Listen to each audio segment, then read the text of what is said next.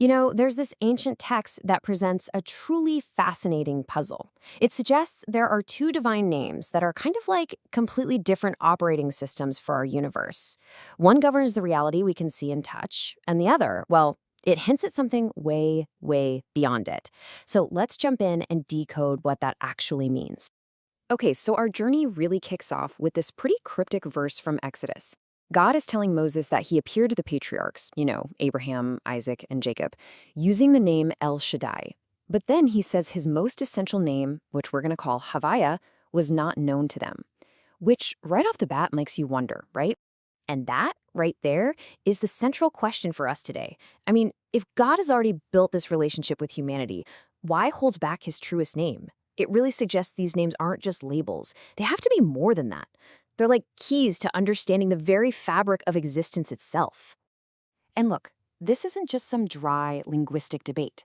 The source text we're looking at explains that these two names, El Shaddai and Havaya, they represent two fundamentally different ways of interacting with the world, one that plays by the rules and another that's totally outside of them. Okay, but here's where the plot really thickens. Ancient commentators actually call the name Havaya God's truest measure, which should make you pause and think, wait a minute, aren't all of God's names true? How can one name be truer than another? This is the heart of the puzzle we're going to unpack. All right, to really get this, we've got to rewind. All the way back to the very beginning. Let's take a look at the first, most basic understanding of the name El Shaddai, the one that was revealed right at the moment of creation. The sages teach that back at creation, El Shaddai means the one who said die, or enough, to the world. Try to picture this, the universe just expanding, infinitely. No rules, no form, just chaos. El Shaddai is the force that slammed on the brakes, that set up the laws of physics, the boundaries, and all the structure that makes our reality even possible. This is the God of limits. In Kabbalah, these limits have a name, vessels or kalim. Think of it like this. These are the containers, the rule book for reality. The laws of gravity, thermodynamics, cause and effect, all of it. They give shape to existence and hold the whole thing together. This is the world we know, ordered, predictable, and, well, finite. But then, centuries later, something big shifts. When God speaks to Abraham, he uses the exact same name, El Shaddai, but he reveals a completely new, much deeper layer of its meaning. And this wasn't just, a friendly reminder. The text says this was a completely new, radical revelation. And boom, here's the pivot. That same root word, die, which first meant enough, as in stop, that's the limit, is now revealed to mean sufficient. We're literally watching the meaning flip from a God of limitation to a God of abundance, from what contains the world to what fills it. So the real takeaway here isn't just God saying, hey, Abraham, remember me. Not at all. The source text is crystal clear. This was a brand new understanding of divine power, a power that works within the rules of nature, but can still provide infinitely. So this new idea brings in the perfect counterpart to those vessels we talked about, light or ore. It's simple, really. If the vessels are the pipes, the light is the infinite water flowing through them. This version of El Shaddai is a guarantee that inside nature's system, there is more than enough divine energy to provide for every single thing that exists. Okay, so let's recap. We've got El Shaddai as the God of limits and also the God of abundance inside those limits. But what about that other name, Havaya? Well, this is where we take a huge leap into a level that goes completely beyond nature itself. Havaya, this name represents a power that is completely, totally unbound by any of those vessels of nature. It doesn't just work within the system, it is the source code, the reality that exists completely independent of our universe and all its laws. Okay, this slide breaks it down perfectly using the idea of miracles. A miracle from the level of El Shaddai is dressed in nature. The kind of miracle you could almost explain away. A lucky coincidence, a one-in-a-million shot. The rules get bent, for sure, but they don't break. But a Havaya miracle? Whoa, that's different.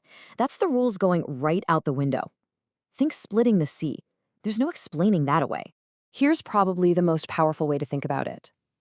El Shaddai is the master of the system, a genius at working within the rules that were created. But Havaya, that is the system and the programmer, and everything that exists outside the program. And get this, There's a line from the Talmud that just nails this point.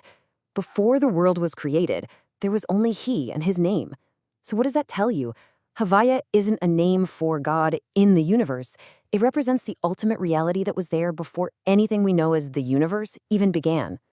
Okay, so right now you might be thinking, all right, I've got it. 3 separate levels of reality. But here's the twist. The deepest secret of this text is that they aren't separate at all. They're all woven together, and the ultimate truth is in seeing how. And here's the big reveal. That transcendent, rule-breaking power of Havaya, it was the secret engine humming behind the natural miracles of El Shaddai the entire time. All those events that look like they were just part of nature were actually being powered by a supernatural force just cleverly hidden inside the system. So that begs the question, right? Why the slow drip? Why not just lead with the big one, with Havaya? The source explains that humanity needed to be prepared. The revelation of infinite abundance within nature was like training wheels. It taught people how to see the divine hand moving inside the natural world, getting them ready to one day grasp a reality that's completely beyond it. So this timeline really pulls our whole journey together perfectly. We started at creation, in a world defined by limits. Then, with the patriarchs, we learned about infinite abundance within those limits. At Mount Sinai, a transcendent power beyond all limits was revealed. And it's all pointing towards this incredible future, where that hard line between the finite and the infinite just dissolves. And that's not just a cool idea, it's a prophetic vision, a time when the deepest reality, the level of Havaya, is no longer hiding behind the curtain of nature. It'll be a time when we can all see it, together, when the supernatural and the natural are finally seen for what they are, 2 sides of the same incredible coin. And all this leaves us with one last big idea to chew on. We usually see limits, the laws of physics, our own personal boundaries, as constraints, as things that hold us back. But what if we've been looking at it all wrong? What if the whole point of limits isn't to confine us, but to give us a stage, a framework, to ultimately reveal the infinite that's been hiding just behind them all along? It's something to think about.